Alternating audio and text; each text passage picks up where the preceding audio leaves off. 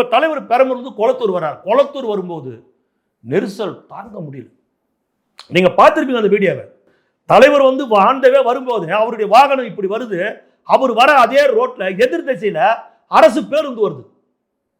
இவரை பார்க்கறதுக்கு ஒரு கூட்டம் அப்படி ரோட்ல இருக்குது. நடுவில் பேரிகேட் கிடையாது. பேரிகேட் இருந்து இந்த பக்கம் தலைவர் வண்டி, இந்த பக்கம் கவர்மெண்ட் பஸ்னா கூட ரைட் ஏத்துக்கலாம் ஓரளவுக்கு. பேரிகேட்டே கிடையாது. ஒரே ரோடு. ரோட்ல தலைவர் இப்படி வராரு, பஸ் இப்படி வருது, நெரிசல், ரோட்ல நெரிசல்.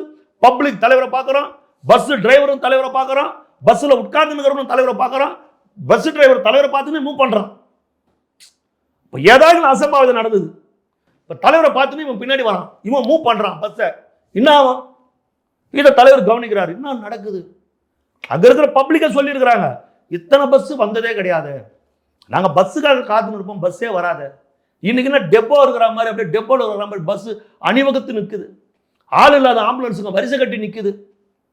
சொல்லுங்க, இது வேணும்னு திட்டமிட்டு நடக்கிற சதின்றத தலைவர் உணர்றாரு. அப்ப குளத்தூருக்கு வரும்போது பார்க்கிறார், மக்கள் கூடல, அலை, சுனாமி அலை, மக்கள் அப்படியே அலை பாயுது. கட்டுப்படுத்துற இடத்துல போலீஸ் இல்லை.